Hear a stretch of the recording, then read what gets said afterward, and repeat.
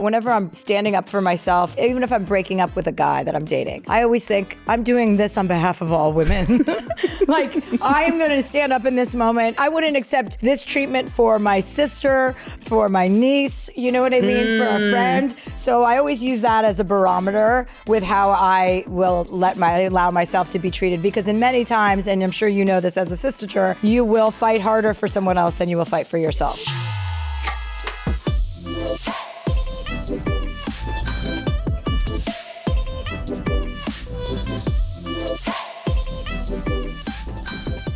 Welcome back to House of Maher, a Wave original. Kick your shoes off and help yourself to whatever's in the fridge.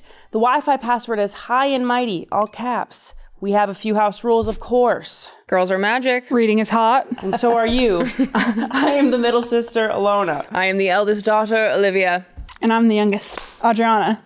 And I know that you're the youngest, right? I love this. First of all, let's not get into me yet. I love being with three sisters because I have two sisters. I'm one of three girls in my family. We have three boys, so you don't have the boys. No. Unless you're related to Bill Maher also. No. Nope. Are you not? No. Okay, phew. Okay, so do you guys ever read the book Mitford Sisters? No. It's this family of sisters, and they're very storied. Like, they have a big legacy family that there's a million books about them, and I was at one point developing a show about them that never came to fruition. But I am obsessed with sisters. I think sisters are brothers, I could take them or leave them, you know? That's how I feel about most straight men. If I had a couple gay brothers, I would handle that with much more aplomb. But I love sisters, and I love that the three of you are doing a podcast together. I think it's super cute. What a great way to bond and spend time together. It's the best way to, it's like my dream job. I'm yapping with my sisters. When you need to. Yeah, on camera. Exactly, so you have proof. Why not? Disagree on camera. No, remember episode 32 when you said that? Roll the tape. Clip it. Absolutely. Well, let me give a little intro here. Yeah. Oh, Hello. my goodness. You got right into it. Our fourth Maher sister today has been unapologetically herself since she was 10 years old, selling hard lemonade at the neighborhood stand. I'm still a little bit concerned how you did that when we were watching the special. She's a legendary comedian selling out venues all over the country and the trailblazing force behind the late night hit Chelsea Lately, where she was the only woman host in late night for 7 years straight. She's also a 6-time #1 New York Times bestselling author. Right? That's amazing. That's right. Damn. Whether she's doing sold out shows in Vegas, dominating the charts with a Netflix special, or skiing in a bikini on her birthday, she does it all with so much style. Her latest book, I'll Have What She's Having, is already a massive hit. Please welcome Chelsea Handler. Oh my God, Maher sisters, I'm so happy to be with you. We're happy you are here. This is amazing. Yes, this is amazing. What is happening? No, literally. It's a lot of energy. It's a lot of voices. It's a lot of, you guys are some strong, you guys have some strong genes. Thank you so much. Do your sisters not look like you? They don't look anything like me. Really? No, every time anybody meets them. As we get older, we start to look a little bit more alike.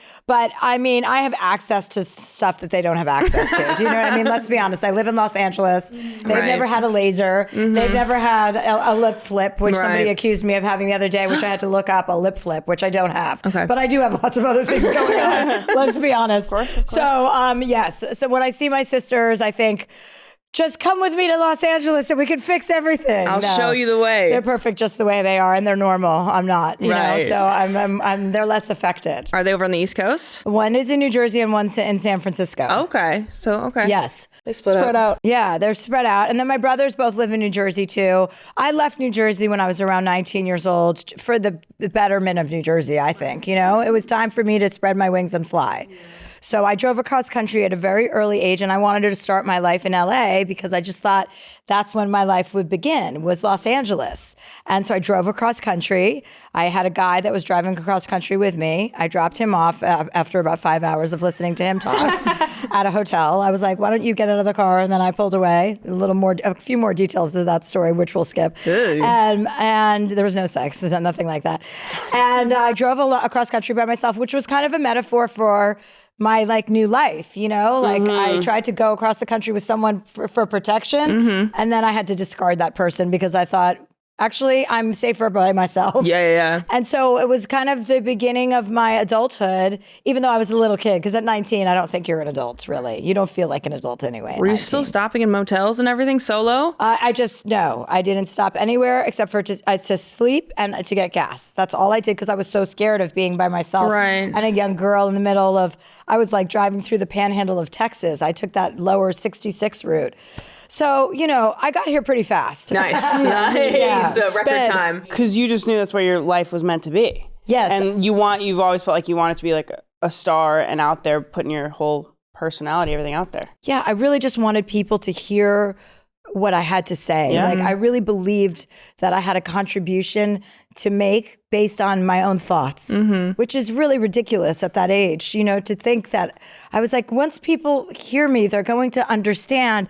And I don't know what I thought they were going to understand, but now as I've gotten older and so many years have passed, I realized my inclination and my desire and my drive was for women to hear me, for me to speak to women. Like, my audience is women and obviously gay men. Yes. But that's who I'm here for. That's what I believe my purpose is to help instill and inject all sorts of women and young girls with confidence. Yeah. And I feel like that pays back when you work for women and you love them and you have foster that community with them for the long run. Yeah. Whereas if you pander to, I think, men, as other kind of celebrities do, or a lot are under fire right now, you're like, that doesn't get you very far. And No, quickly it doesn't puts get you out. any very far. But I think having sisters, it has a huge part of why that is, true for me. Because growing up with sisters, it's like, as a woman, your inclination is to be around other women. So when you grow up and in a time, you guys are younger than me, but you still feel it, I'm sure.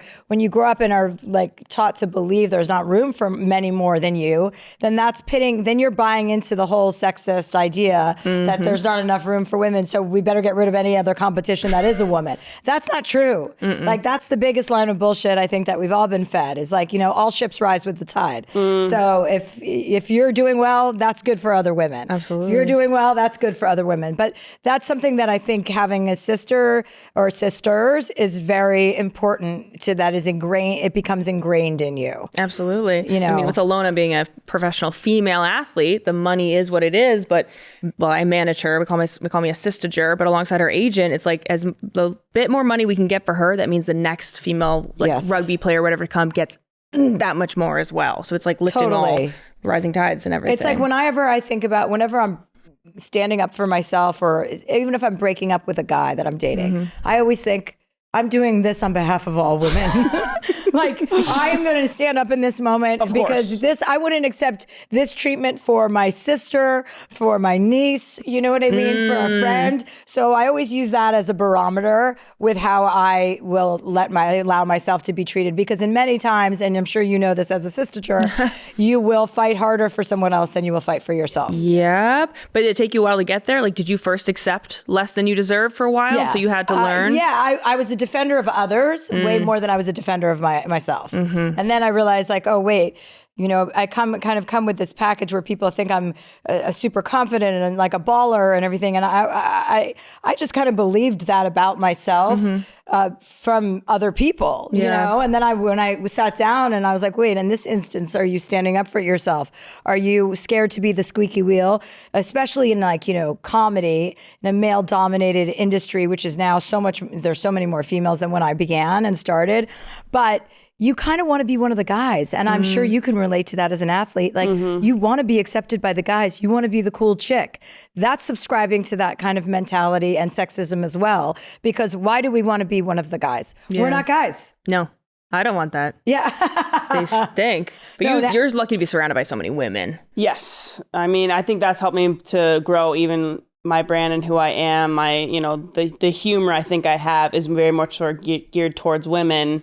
Or geared towards you guys. Yeah. So I think it's built me into an amazing person. Yeah. I think you're in such a bubble growing up too, because it's in our family, like, it's just women. And our dad, there's dad? just women, like our Love your dad? aunts, our like second cousins, Really? like Yeah, it's everybody was women. women. Oh, nice. So that's slightly protected. So how is your dad? How's your dad with all of that? He's fine. He's all he good. loves being He's around surviving. women? Yeah, he loves it. He's a proper girl dad. Like, loved supporting us in any way that he could, and just being like, he put us into sports because he learned that that's what makes women confident. That like the top whatever percentile of women in top roles, they played any level of sport growing up. So that's what he made sure to do for all of us. So he loved it. He was great girl dad. in Yeah, that way. girl dads are special. They have a special place Yeah. in our world. I really do. I'm going to transition us into a section we like to call touch grass. Are you familiar with this expression? Does this mean smoke weed? Well, it could be today. Bring it on. I'm always Bring it out. I know we're with an athlete, so she probably can't smoke weed, especially I'll on do it for you. camera. But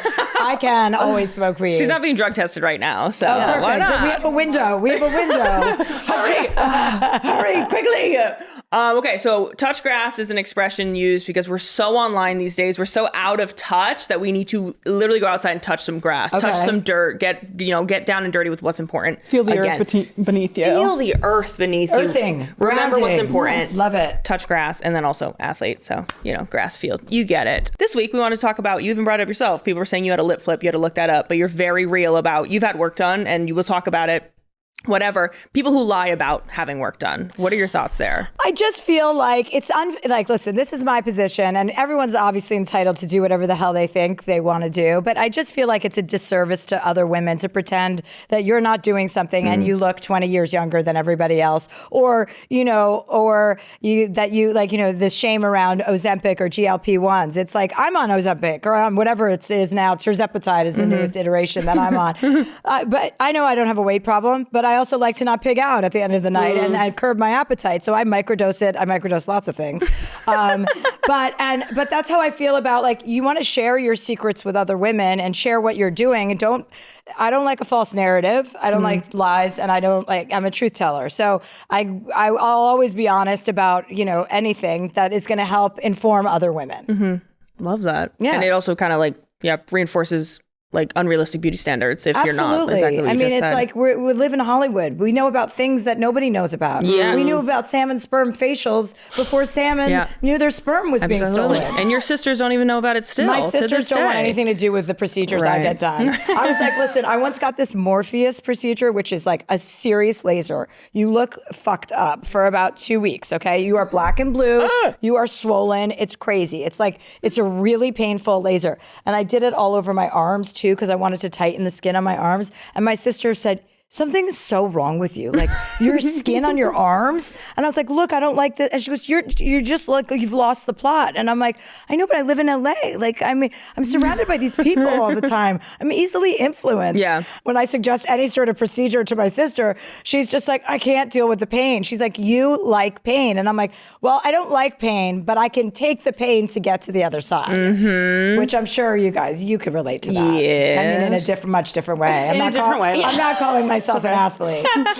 We were just talking about it though, because I'm living in LA for a bit, and so when I'm around, like in Hollywood, I'll go to like Dance with the Stars and see people again, and so I'm around just a different form of beauty here than when I'm with my teammates. Right. So when I'm at Dance with the Stars, it's like very skinny bodies. I'm around those people, and so that's what they're seeing as beauty. But when I'm with my rugby team, it's like, how big is your bicep? How muscular do you look today? How fast can you run? It's just different forms of beauty. And it's like perspective about who you're around. Yeah. So I'm interested, as I'm here more in LA, how that will shift. Your mindset? My mindset, I guess. Well, and it's also easy, listen, this town is fucked up. People have taken it too far. There's like, if you're in pursuit of something that abandons who you really are and what you really look like. And we've seen this look all over town. There's girls with lips and balloons and the big asses and the whatever. And then everyone's so skinny and everyone starts to look exactly the same. Like, you look at pictures and you're like, what is that? So is that a face or a glazed donut? Like, it gets people can get very out of touch. Yeah. So with regard to beauty and with regard to procedures and doing stuff, it's like, it's very important to remain the integrity of actually what you look like. Yeah. You know what I mean? Absolutely. You don't want to go and get stuff done where you don't look like yourself. Yeah. And so it's like the intention of, I always say to my doctor whenever I'm doing anything, I'm like, I just want to look my age, but youthful, like well rested and my age. Make it look like I don't drink. Yeah. And that's the thing is, I see people, the standard of beauty now, because they've all had the same kind of work done, and I'm like, I'm bored. The Margot face. I'm bored. It's That's too much. Yeah. When it started like a few years ago, like maybe 5 at that point, of like the baby Botox, of like, you have to start Botox in your 20s for it to really work. Oh, like early, 19, 20, Yeah, it's just, I started hearing it so much. I was like, do I need a little bit of Botox? And at the time I was like 21. And I was like, just a little here and there, because if I don't start now, then I'm going to look what they're saying. If that's what they're saying. And I had friends who started to do it. I'm like, oh, once I started to see their faces faces. I was like, we're a little too young for this. It doesn't suit. Yeah. It doesn't mean I wouldn't, though. I would no. try these things now. When did you start Botox? Please don't say 21. No, Yeah, no, it I was- didn't. I don't think that's true. I think you wait as long as you can, you know? Like, I still don't do a lot of Botox. I do Botox around my eyes for crow's feet, but I want my face to move. I'm a Yeah, you have comedian. expression. You have very Yeah, like, I don't have She's I don't- exasperated. I don't have a frozen face and I don't want one. I want lines. Like, people always say about my lines, they're like, you could get this done. And I'm like, but I'm 50. Right. Why would I want to look like that? I am 50 years old. But I'm not going to remove my skin around my eyes. Right. You know? Those faceless. So I will do. So when did I start Botox? Probably like early 30s. Okay. But probably early, like 30, 31. Because I remember the first time, I remember calling my sisters because I got it done. And I was like, you guys, I did it. You have to start doing Botox. And they're like, because they're 5 and 10 years older than me. So I was always like the first one to try any procedure and the youngest. But I remember being in my 1-bedroom apartment in Santa Monica on 23rd Street. And I called them. I'm like, I just did Botox. You have to do it. Meanwhile, I hadn't even settled in yet. I was like, was it right after? I love finding out about something and then just like promoting it. Like, I know for sure it's foolproof and it's the best solution to anyone's problems. Perfect. Without even having my full experience yet. Yeah, right. That's something I do a lot. As long as you survived it, like you can recommend it. Yeah. But micro Botox is the way to go when you do it so that you don't have a shiny frozen forehead. You want to, you know. Interesting. That's my thing is like, if I ever do it, I want to, like you said, wait as long as I can so it's a real treat, you know? Hell yeah. You call us up. Yeah, like, ladies, I tried it. And the great thing about Botox is it wears off. Yeah, So exactly that's that. nice, you know. True. I have a lot of friends in England who do Botox in work because it's so much cheaper. So they start so much younger because in England, you don't have to be like certified, like a nurse or even a doctor to do it. You can get just a certificate. Like And so overnight, you basically. you can go to Judy's house and she can give you some Botox for £50. Or injectables. I feel like you or can do just- that in LA too. You probably could, I guess Like so. there's a lot of Botox parties that go on at people's houses. Gosh, I guess so. A lot of filler though for what you're talking about. Like a lot of girls who filler, they play do love is filler. I don't like filler. I would recommend everybody to stay away from filler. It moves once it's in your face. I once got filler, I think it was in my temples, and I went skiing and it fell through my face over the course of 2 weeks. It was like I had these lumps in my face. And then I was like, what's happening to me? Because the goggles and the pressure of the goggles, it moved the filler down. I've never done filler since. You I got don't it do dissolved filler. when it was down here? Like what the hell? Yeah, I had to get it dissolved. Nightmare. Yeah, I don't do that. I don't do Spooky. that. Stick to lasers and stick to little nips and tucks. That way you don't have to fill your face up with garbage. You know what I mean? Absolutely. As you may know, my sisters and I love to eat. We're not shy about it. And I love to eat without worrying if I'm getting all my nutrients. And this year, we are all going to be more proactive about supporting our immune health, huh?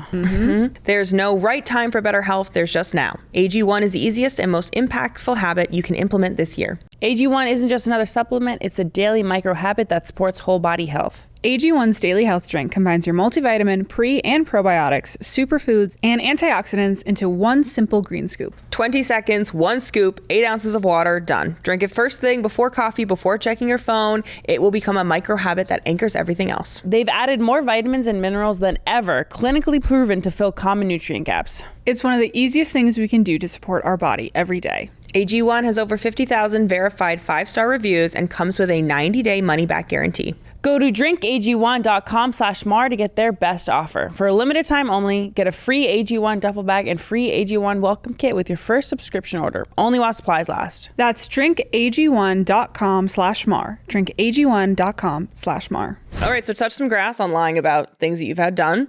Just be honest about it. Next touch grass point, you recently went on a family vacation that you paid for. You treated everybody. Which one? I mean, there's a lot of them. Right, true. One where you were a bit dissatisfied with your family's behavior. Oh, yes. I talk about this in my new tour. I'm There you doing a go. big tour. It's called the High and Mighty Tour. Woo! It starts in February, and I regale. Well, I've been on a lot of family vacations. I like to spoil my family, as I'm sure all of you can relate. And my family keeps growing and getting bigger, and it just feels like it's not my problem, you know? And also, the people that they marry are also not my problem, I feel like. They've had children, they've chosen to procreate, they've created these lives, and I've extended my generosity for well over 25 years. Right. And on our very last vacation, not our last, I've been on a couple, I've been starting to split up the family, but I realized why am I continuing to expose myself to this? There are so many other people I would like to go on vacation with. And I don't need to be on vacation with my brother's wife. I've been nice to her for 25 years and vacation with her for 25 years. I don't want to hear about Russian conspiracy theories anymore. Right. Not on my vacation. Not on your dollar. No, thank you. No. I live in America. We have enough drama. I don't need to hear about that. So I've started to make edits to my family. Okay. I have made some cuts and I have made some new rules, and those rules are no more. I used to bring everyone to Canada for Christmas. Over COVID, I got to celebrate Christmas alone, and it was the best Christmas I've ever had. Really? And I will never, ever celebrate it with another person again, because I had the best time. With your dogs? With my dogs. I woke up, I had a little mushrooms, or some mushrooms, and then I went skiing with my girlfriends. I was home by 6 o'clock at night. And I read a book that night, but alone, without a family. And I was like, this is freedom. This is the kind of freedom I wanted as a little kid. And now I've grown up and gotten through all of the milestones of life without accidentally dislodging a baby or getting married and having to get divorced. Right. I've navigated in and away from those situations to the point that now, as a 50-year-old single woman who's child-free, I feel freedom. Right. Now, if I decide to embark on an adventure with a man, it's okay, because I got through that tunnel where you would make really bad decisions. Right. Or maybe not well-informed decisions, you know? I didn't trust my decision-making when I was in my 20s, or, more so in my 30s. And just more so as you get older, the wisdom that comes with age is just not spoken about enough. The confidence and the security, knowing that you're the person that got you from here to here. Like, you did this. Yes, of course, there's help along the way, but like, you're pretty reliable. Like, you're going to get yourself to the next spot too. Yeah. You've figured out all the hardest parts of your life so far. Like, you'll keep doing that. Yeah. I mean, challenges will always arise, but I'm a big proponent of, like, I don't want to face the same challenges multiple times. Like, let's make the first mistake the last time. We have to learn that lesson. I don't want to go to summer school. Yeah, first and last. Rich in life in your solo Christmases. Yes. Love that. Thanksgiving still on the table, though? Thanksgiving, I'm going to spend with friends this year. I'm about to go to Antarctica tomorrow, and I come back the day before Thanksgiving. You want to hear a funny story? We would love to hear. So can we transition to tea time? We're gonna move on into our section called tea time. We're gonna get the tea from you. Tell us the story. Okay, so I have a residency in Vegas, right? It's at the Cosmo Hotel. It's at the Chelsea Theater. So I'm performing essentially inside myself. Nice. So I always have different friends come out for each show. I had like a group of girlfriends and some friends from New York came out this past show. We gamble after the show. I give everybody money so that nobody has to, spend their money. I give everyone money. I'm like, we're gambling now. Since I'm forcing you to gamble, you can use my money. We gamble, everyone loses my money. I'm like, fuck that. So we leave. We go the next night. We stay one extra night in Vegas to see Alanis Morissette. We go to her concert. She's amazing, incredible. My second time seeing her. And afterward, I was like, hey, I lost $3,000 the night before. You guys lost all my money. I need to go back to the casino and win this back. Right. So they were like, okay, well, we'll come with you. And I'm like, you guys are bad juju. Like, I don't need your bad luck. I will win on my own. So I took my one friend, Terrence. He and I went back to the Cosmo Hotel. We just sat down at a random table, and there's this guy at the end of the table with this big cowboy hat on. And I was, pretty loosey-goosey at this time of night, right? And I had no chips left because my friends had lost all my money, and he had tons of chips.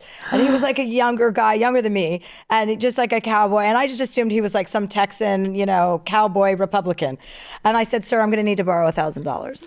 Like, I don't have any chips left, but I'm going to win it right back, and then I'll pay you back. I won his money back. I paid him back interest. I gave him $2,000 back. Whoa. Then I proceeded to spend the night there, winning back all my money that my friends had lost, right? So we have this great time, blah, blah, blah. We leave. Once I got my money, I'm not greedy because I got the money that I had lost. I got it back. I was like, let's go, Terrence. Good night. I wake up in the morning and there's these texts from this guy.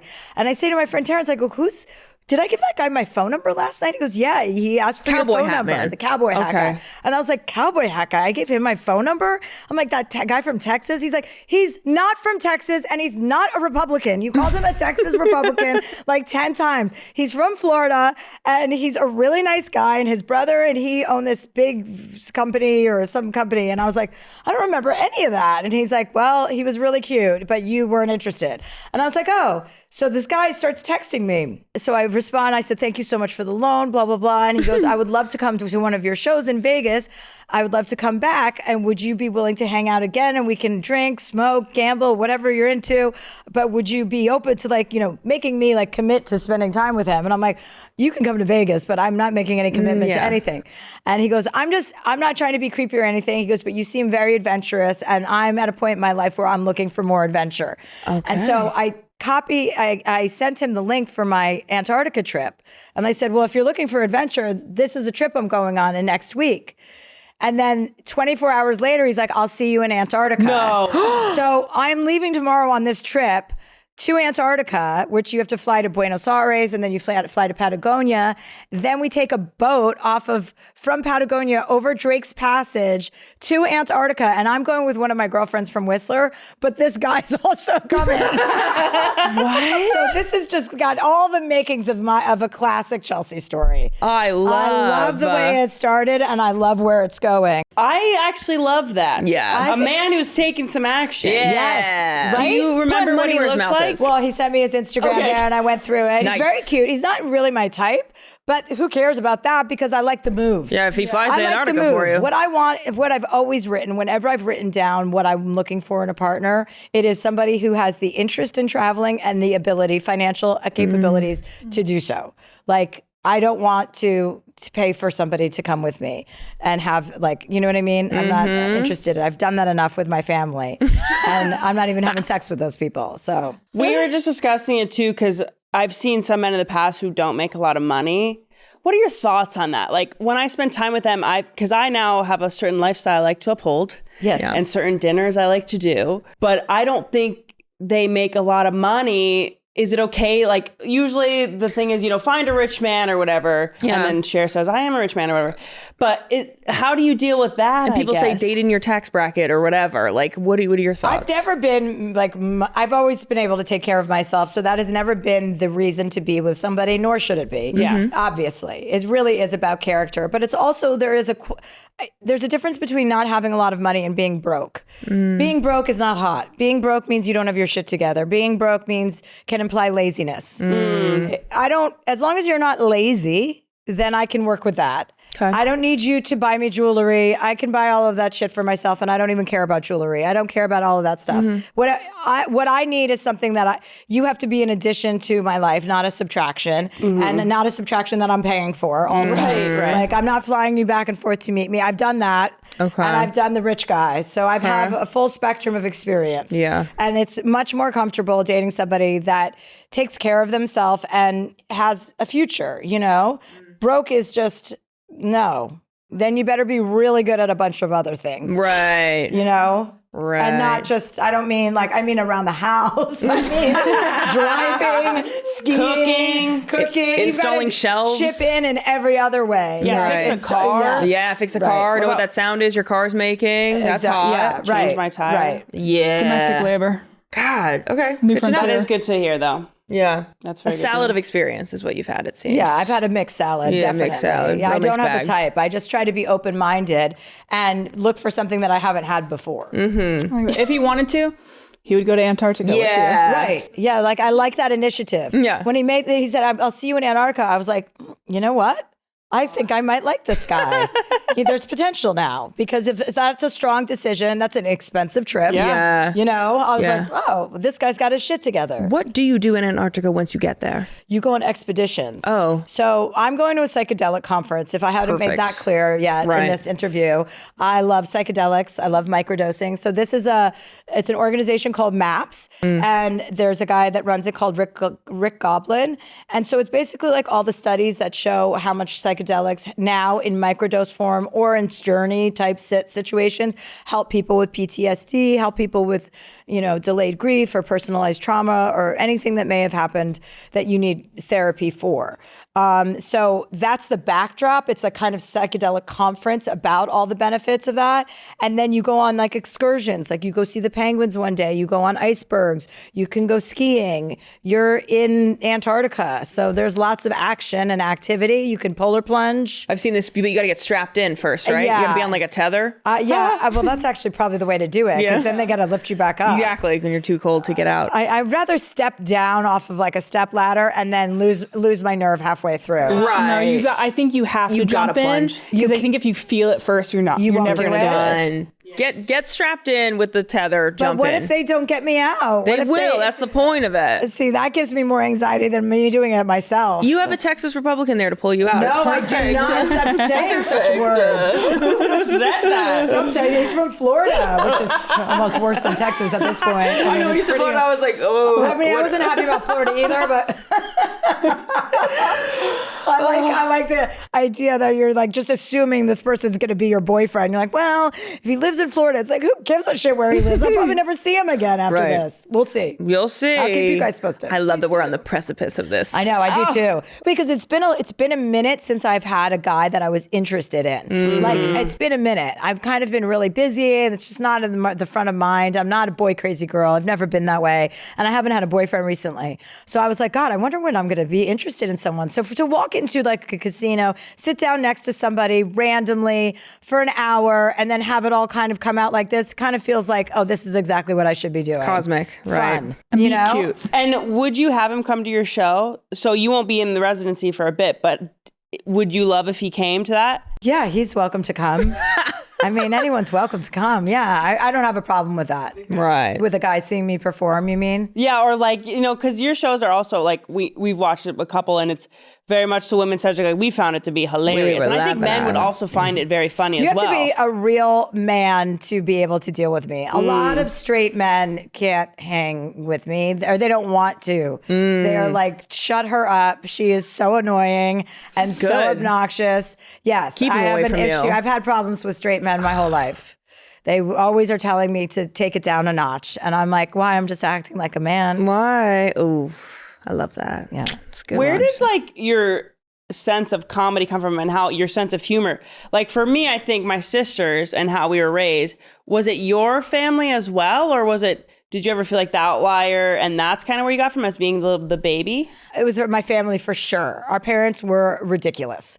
My father was a used car dealer and there were cars all over our driveway. Like car parts. Did you ever see that show Sanford and Son? Have you ever heard of that? It's like this show from the 70s. And they're like car parts, tires strewn throughout our driveway. And we lived in this like nice middle class neighborhood in New Jersey. So it was really embarrassing because we stuck out like a sore thumb. And my mom was German and like very quiet and antisocial. She didn't like the other mothers or like communicating with them or socializing with them. So it was like kind of, she was kind of just put off by all of it. And so by the time they had me, they were so done with being parents that I was on my own. I was like, okay, I would literally be like, I'm going away for the weekend and I'll be back Sunday night so I can go to school Monday. I was 7. I mean, I'd be like, I'm going with my friend's family to the Catskills. And my mom's like, we'll see you when you get home. I'm like, bye. They would drop me off at school and completely forget to pick me up. And then I'd come storming, like I'd walk through a snowstorm. They once dropped me off at Hebrew school, completely forgot to pick me up. And there's this guy, Isaac, this janitor at our Hebrew school that worked there, and he knew all my brothers and sisters. And I would come out, and there would be this like carpool lanes for everybody's parents to line up to pick up their kids. And every Sunday I would come out, and I'd be like, are they going to come? Is this going to be the weekend that they pick me up? And every week, and no one would carpool with us because they knew my parents were so unreliable. So every weekend, Isaac would come out and be like, they're late again, huh? And I'd be like, yeah. And then one day it was snowing, and I was like, you know what? He's like, okay, I'll call them. And he would call them, and then they would come pick me up. And I was like, you know what? This is an opportunity to teach those two a lesson. I'm like, I'm going to walk home. And I walked home like 2.5 miles in a snowstorm and just opened the front door. And I was like 9 years old, okay? And so I had my hat, my gloves, and I was like, I have pneumonia now. And I was like, and I'm not going to school for 3 days because neither one of you even thought to pick me up. I'm 9. And then I charged up to my room and they were like, oh, she's mad this time. Yeah. So, I mean, it was like funny. The backdrop of our childhood was funny because my parents were just so like half-assed. You know, I wrote myself notes if I wanted to leave school. Like I watched this soap opera, Santa Barbara. It was on every day at 3. So I would sign myself out at 2:30. Like 3 times a week, I'd be like, Chelsea has a dental appointment. Chelsea's having dental issues. Chelsea has to, meanwhile, nothing was wrong with my teeth. So the teachers were stupid for allowing me to continue to write that. And then I would sign myself out of school. I'd get home in half an hour before school ended so I could watch my soap opera. Like I was basically running my parents' households at a very young age. But to answer your question, my whole family is very funny. We're very sarcastic. So it's that kind of humor. Like everything is very dry and under your, you know, breath. And like no one is like effusive or happy or earnest. No one is like that in our family. Do you run into problems with the dryness? Because we run into that. We're all trying to date, but we are dating men who cannot take sarcasm, or like I guess we poke fun of as a way of flirting because like we poke fun at each other. That means I've noticed something about you because I'm paying attention and I care. But then men take offense to it. Have you noticed that? Has that been an issue? I mean, I've noticed a lot of things that men are finding offensive that I don't really have time for. Right. I mean, I've spent my life being offensive and being offended. So which one should I focus on? Right. You know, I mean, it's amazing that they're offended now. I mean, really? Right. Now we have to deal with your hurt feelings. We just got over our hurt feelings. It's a lot. I love. How do you think you've grown as a comedian from your 30s to today? Like this tour, I took a 6-month break off of, 6-year break off of doing stand-up. When I left my Netflix show, I did my Chelsea Lately show for 7 years. Then I did some series documentaries for Netflix. Then I did a talk show for 2 years. And when that ended, I was like, okay, I wanted to just stop doing everything. I didn't want to work. I was burnt out. I had done my books and my stand-up and my shows for so long in a row in succession. And so I took 6 years off of stand-up. And when I came back to it, I kind of had to rebuild my audience and like start. And I've done 3 specials in 4 years, 5. This will be my 4th tour in 5 years. Wow. So I came back and I was just kind of like a mature fine wine in the terms of having so much gratitude for the audience that remained, that stuck with me. And then also for the actual art of getting up on stage and providing people with a reprieve from their daily lives and a reprieve from politics, a reprieve from all of the things that are stressful, like to be an arbiter of joy, to be on stage and to look out and see sisters or daughters and mothers sitting there and strangers sitting next to each other, laughing and like hitting each other on their arms. Like to me, that is the definition of being an entertainer, to be able to bring that out, to come out on stage and set a tone and bring the vibe up so that when people leave, they leave higher. Love that. So that's why it's called the High and Mighty Tour, because I want you to be high and I will most likely be high as well. And what do you think makes a good comedy show? Like when we were watching yours, you had some physical comedy as well.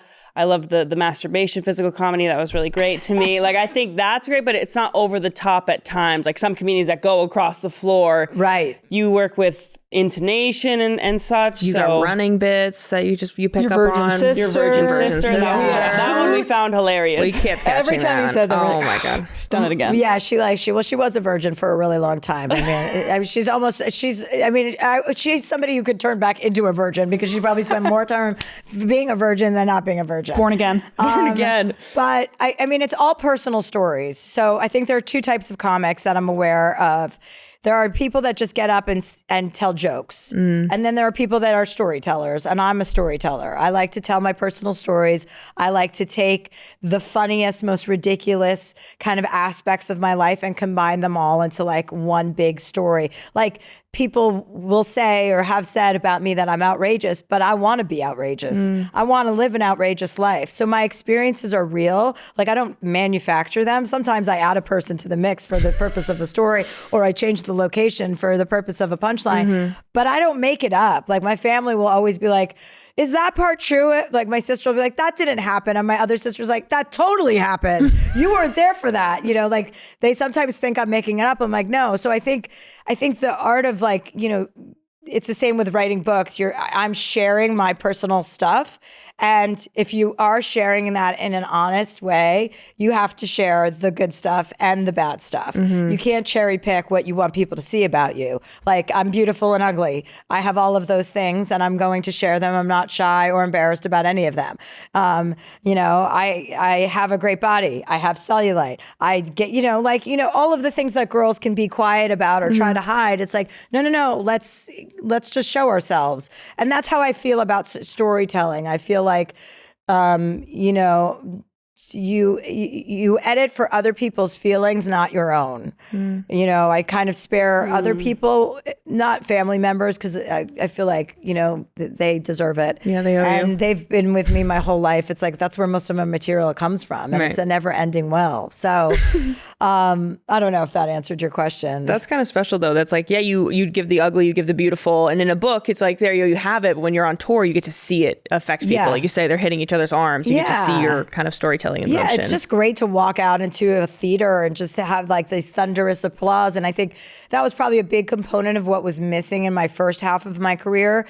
I wasn't as grateful as I am now about it. Like, I want to be present. I want to be there. I want to make sure that you leave here feeling excellent and lighter, and to be laughing and joyfulness. Like, I feel right now in the world, that is the most important contribution and one can make is contributing to other people's joy. Full beautiful. stop. Period. Full stop. God. Okay, so how long will the tour be?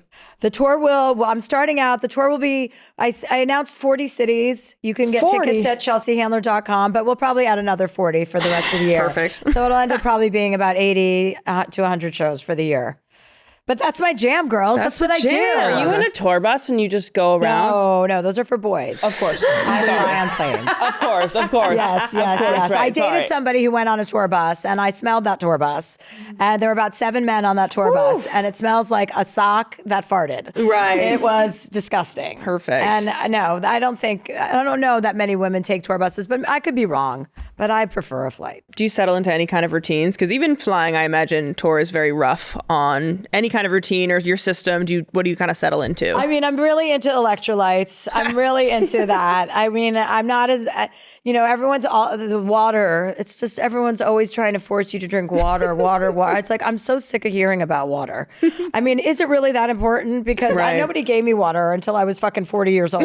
Nobody gave me water when I was in elementary school. True. We had orange juice, milk, and Capri Suns. That's And what like was 2% available. milk. Yeah, nobody was like, here, have some water. So this whole water thing is like, I don't trust it.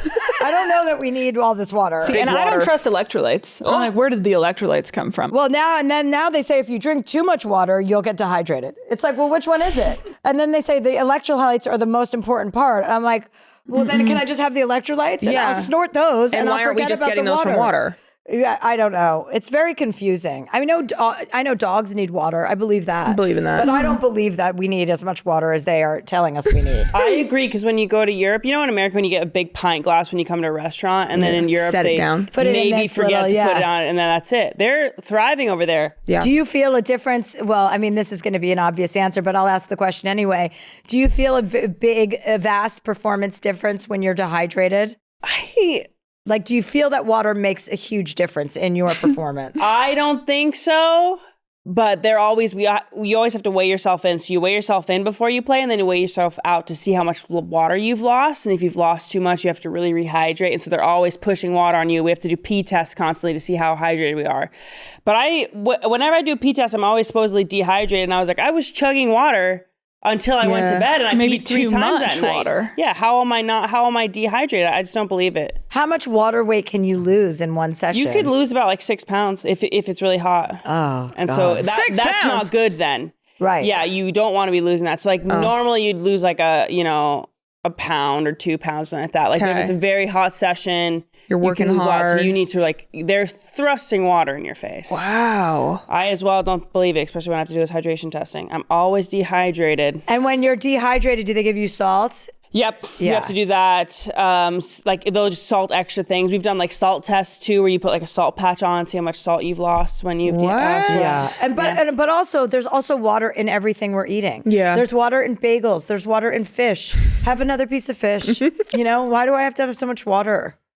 Or the have some electrolytes. salt. Have some salt. Just throw some salt in your mouth, and that way you'll hold on to whatever water's in there. That's her. I've got a thing of Maldon salt, that fancy crystallized stuff. She eats it by the handful. Do you? I love salt. You eat it a la carte? Yeah, a la carte. She's done that. She used to be, when she was a kid in restaurants, she would lick the top of salt things, and my mom would be like, before she could Oh my God, that's so funny. Yes. Sorry to those restaurants. Sorry to those restaurants. Salty liquid. She chugs like a hot sauce, pickle juice. Wow. She chugs pickle We juice. keep empty pickle juice containers in the fridge, like once you eat all the pickles, because she'll have the juice. Pepperoncinis. Yeah. So what's the dynamic between you three? Who's in charge? You. Oldest. She's classic oldest. Okay.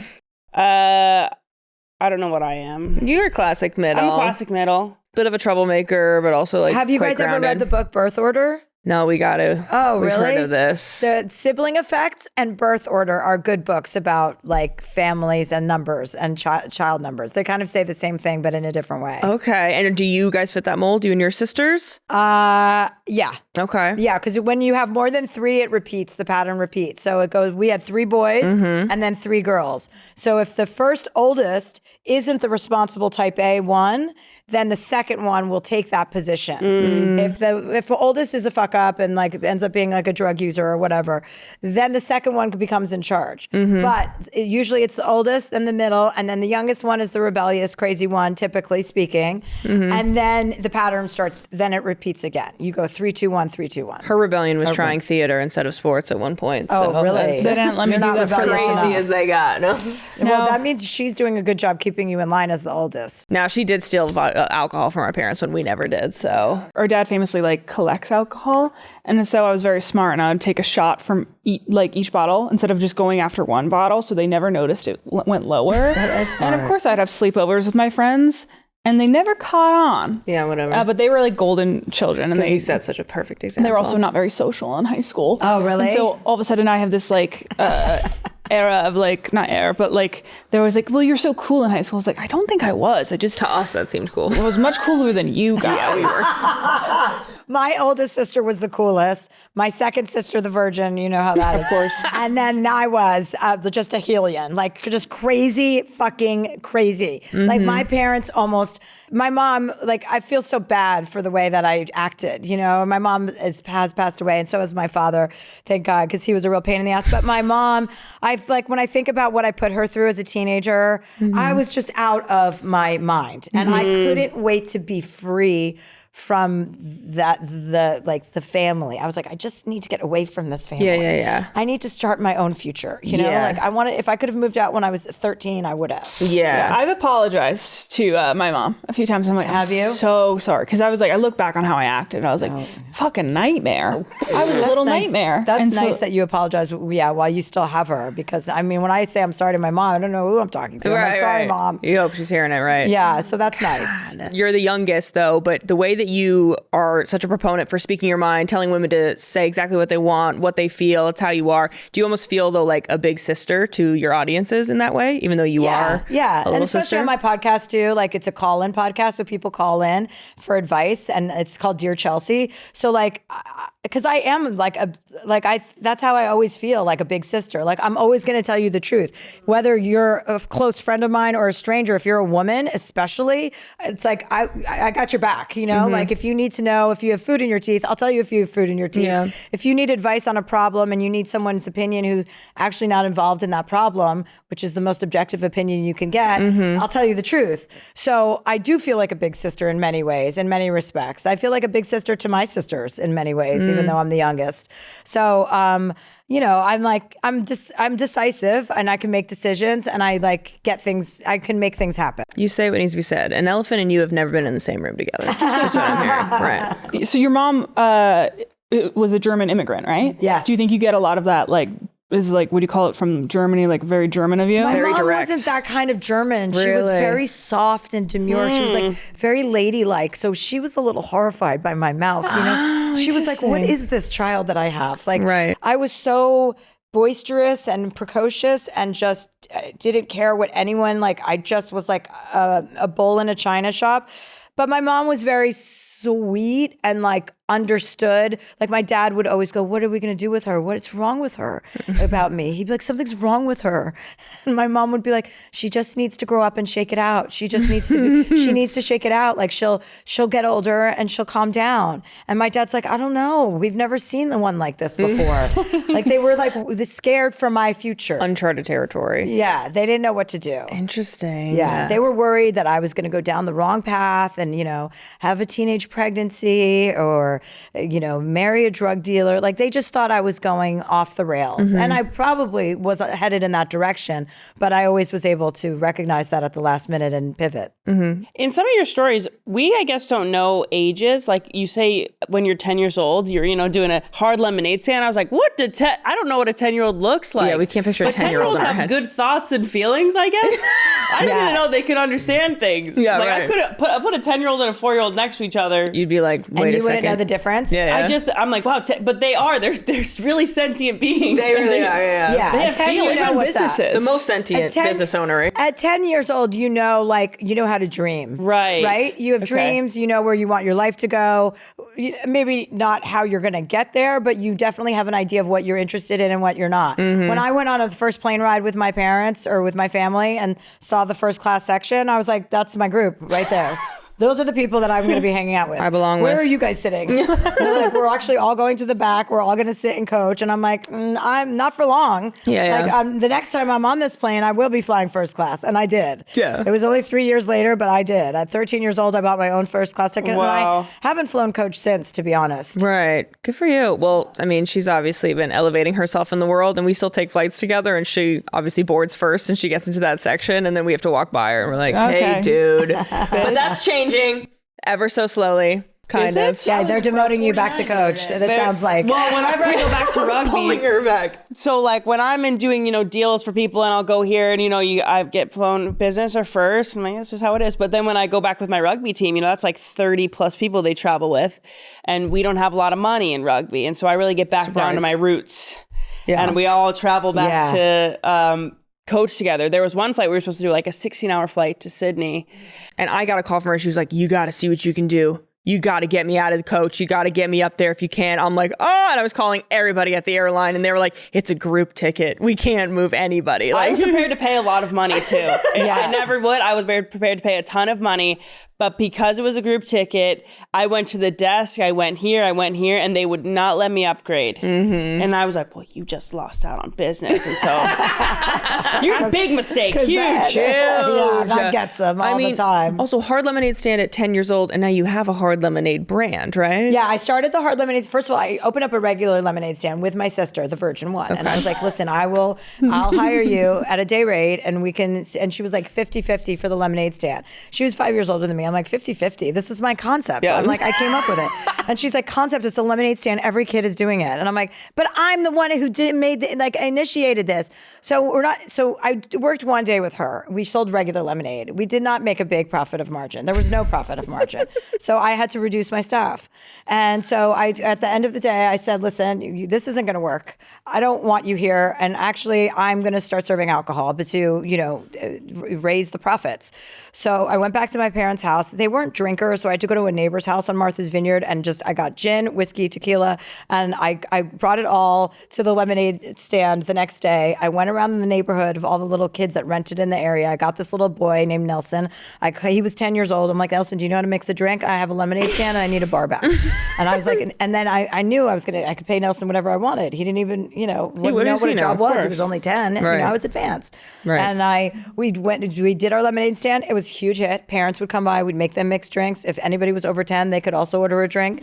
I wasn't a stickler for rules. And then we made a crazy amount of money, like hundreds of dollars. And I gave him I think if we made $349 in 2 weeks, I gave him $3.49 as his commission. He's looking for the experience. And he's lucky. And he for was that. lucky to be in He my still company. tells that story for sure. Yeah, to this yeah, day. Yeah, I wonder if he's put it together that it's me that did that to him. Because that would be an even better story if I came face to face with Nelson one day, because that's happened in my life. Yeah. With my ridiculous stories, I will run into that person and they'll be like, you know what you did? And I'm like, no, tell me. You said he's younger than you, but I was like, what if it's the man meeting you in Antarctica? What if that was Nelson? I know, that would be a real full circle. Whoa. Then I would really start to believe in some woo-woo shit. Kismet. Yeah. Real woo-woo. I just had a question about, you say what's on your mind, you tell it as it is, you don't hold anything back. Who do you go to for that same treatment if you want advice? If I want advice, Or just the real, or just...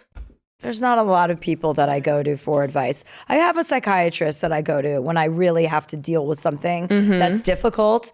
I saw him yesterday. I have a situation I'm dealing with, and I went to him for his feedback. So he's somebody I go to for like that kind of stuff. For like if it's career advice, I go to my manager or I go to my agent. But if it's something like I really need advice on, I try to exercise this kind of really like sitting with yourself when you have a decision to make and listening to your female intuition, because it's there for all of us. And with everything that, is going on in the world and society and social media, we tend to lose touch with that voice. And like women are so fucking powerful and so intuitive. So I've learned that works for me almost every time. Whenever I have that hair of a feeling that something's off, like I know now, don't do that. Don't do that. Even if it's just the slightest thing, you can't like make me do something that I feel that way about.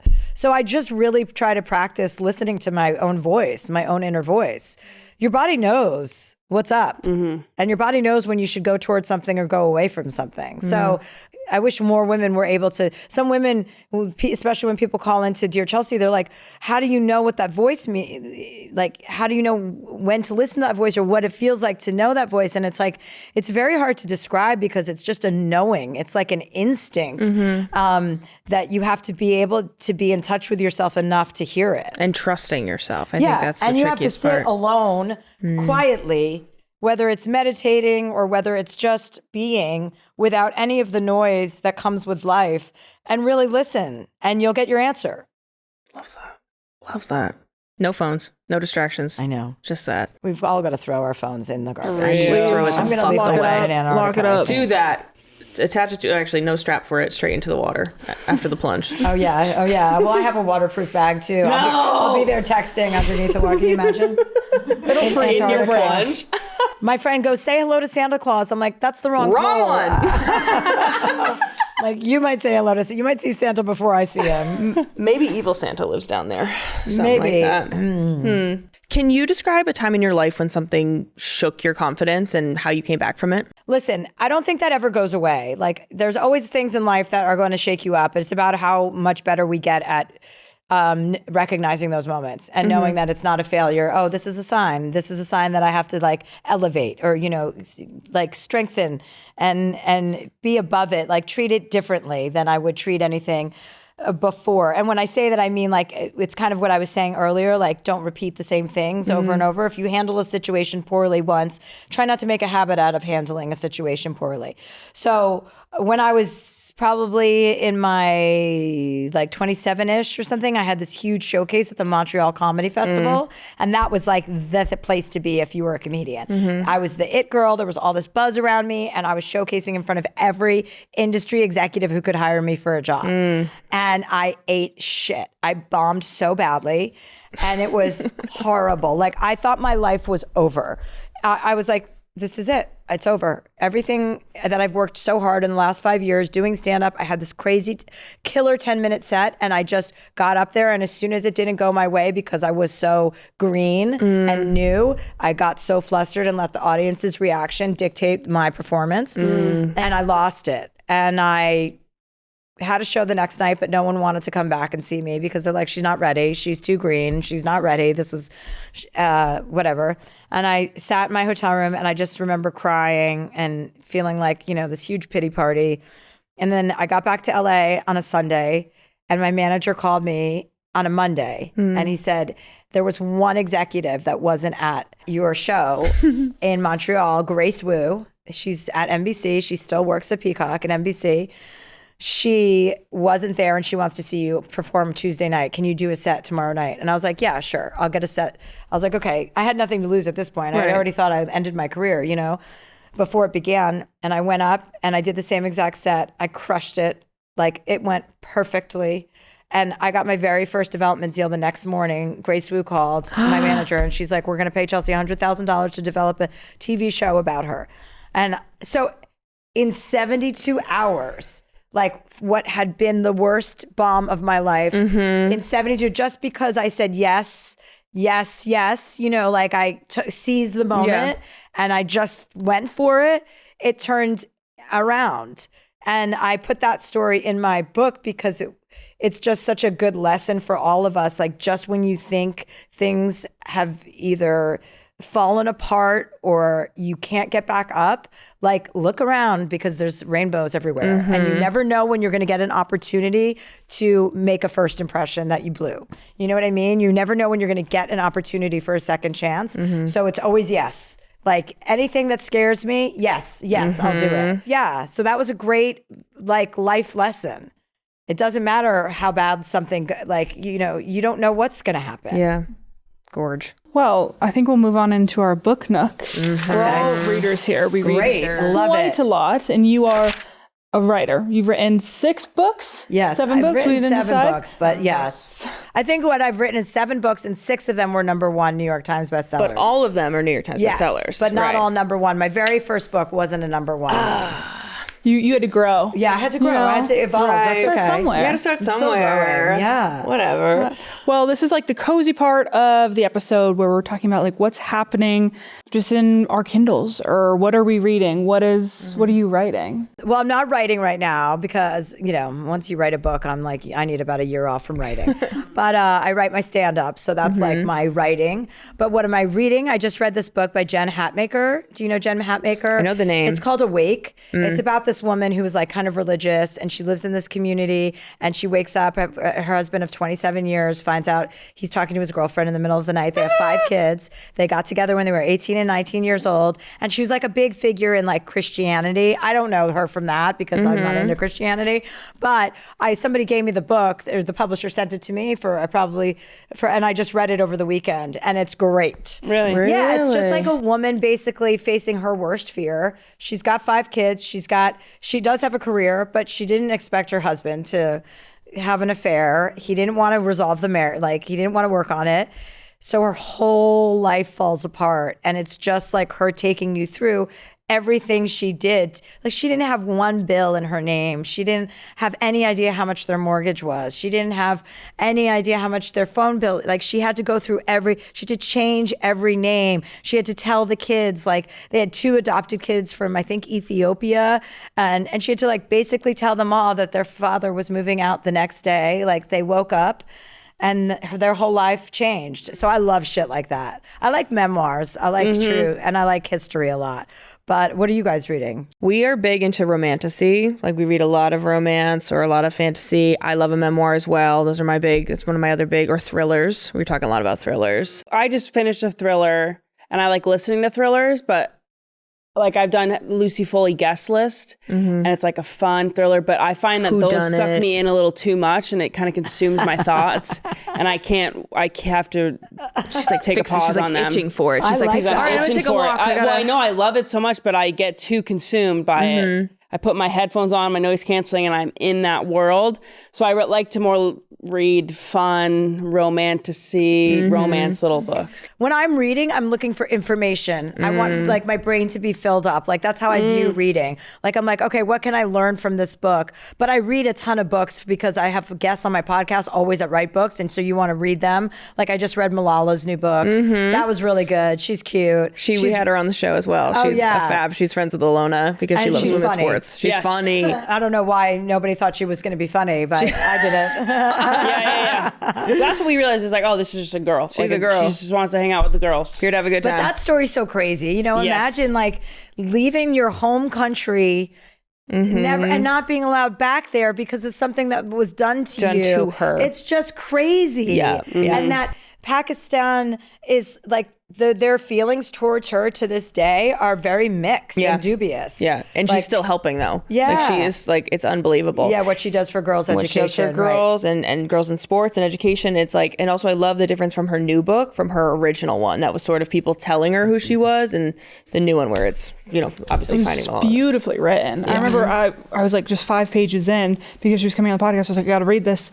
And I was like, oh, this is going to be a great book. This is an unreal is well book. written. And like, I've read many memoir, but it's not something that I gravitate towards. But I was like, this is sucking me in. This is the one. Good. Have you guys ever read Circe by Madeline Miller? Yes. That's a great book. Long. Whoa. Long? It's a long book. Oh, is it? It's a Greek tragedy. It's It's so beautiful. It's beautiful. Her sentences, like she know. writes sentences. You know what I love? I love when authors write a sentence and it makes you just put the book down. Yeah. And you're like, holy fuck, how did you write that sentence? She writes like that. She writes like that. She also wrote the Achilles one. I've read that one. yeah. The Achilles song that everybody Song of loves. Achilles? Song Yeah. of Achilles. One There we time I go. was working in a shoe store and someone came in with the Song of Achilles and I was like, are you liking it? Like everyone loves it. She like sat down. She was like, I can't get through this. Started talking to me for 10 minutes about this book and how she hates it, but she feels pressure. And that sticks out to me every time I see people that love book. it. People they love love it. And she just needed like someone's ear just to talk about it and how much she hated it. I preferred Circe because it was a woman's story, obviously, and it had so many other Greek tales tied into. You're like, oh, I've heard of that one. I know that. Oh, it's all tied here to the. I remember reading that. It was like the first book I read on Greek tragedies or Greek mythology, really. And I was like, I'm sorry, do Greeks think this is real? No, right. I was so confused about Greek mythology. I'm like, one of my nieces studied Greek mythology in school. And I was like, so do Greeks believe that these people are real? She's like, no, this is an underworld. And like, Right. none of these people are real, but they're like figures, like historical figures. I'm like, Yes. well, historical figures implies that they were real. So They were real, not the reason why the sun does whatever it does and stuff like that. Right. That one too is like if you were forced to read the Odyssey in any level of school, there's lots of tie-ins from that. Like she's, the one that he sees on the whatever journey. So it's a good one. I like that My one youngest too. sister, like Flex, we had to read the Odyssey in high school and you had to annotate every chapter. And my whole class was struggling, but I got the book that they annotated. So each week I came in, look at my annotations, don't flip through it. oh, that's so funny. Right. That's nice. Really worked out for me. Thank you guys. Yeah. Will you, you say you're taking a break from writing, but when you do, what is your process if you're on tour? When I'm right on tour, like whenever I'm on tour, like I've been doing sets at the Improv this week just to work out material. Like I have the stories in my head that I want to tell, but it's basically like the architecture of putting them together in a way that there's a beginning, middle, and an end instead of just 8 stories. Like you want a through line and you want to be like have callbacks. Yeah. Like so if I start my show, I tell this really ridiculous story about me falling out of a helicopter into the Hudson River, and my dog was with me. And literally, I was with my boyfriend at the time, and my dog jumped out of the helicopter after me to save me, right? So, like, it's like, where do I position that story so that I can bring, like, if I start with that story, I've got to end with something about a dog, Like, Yeah. if I start with my love of microdosing LSD, then I want to end or call back my Right. microdosing of LSD, or my dog ends up doing the LSD. Right, It's all got to be connected in a way where there's a bunch of, like, 5 stories within a giant story. One big story. Yeah. So I look at it like that. And that's my style of stand-up. My style is, like very personal to me. Mm-hmm. But, everybody's a little bit different with their Right. kind of art and how they view it. Like I would never call what I do art, but It is. It's creative. Yeah. Thank you so much for stopping by our house, Chelsea. Get tickets for the High and Mighty tour at chelseahandler.com and check out her new special, The Feeling, on Netflix. Follow her advice podcast, Dear Chelsea, and follow her on everything at Chelsea Handler. Thanks so much for coming over to the House of Maher, a Wave original. Be sure to watch and subscribe on YouTube and listen wherever you get your podcasts. Plus, follow the show on social media at House of Maher for clips and behind-the-scenes content. We'll see you next time. See you next time. Thanks for coming. It's so fun, you guys.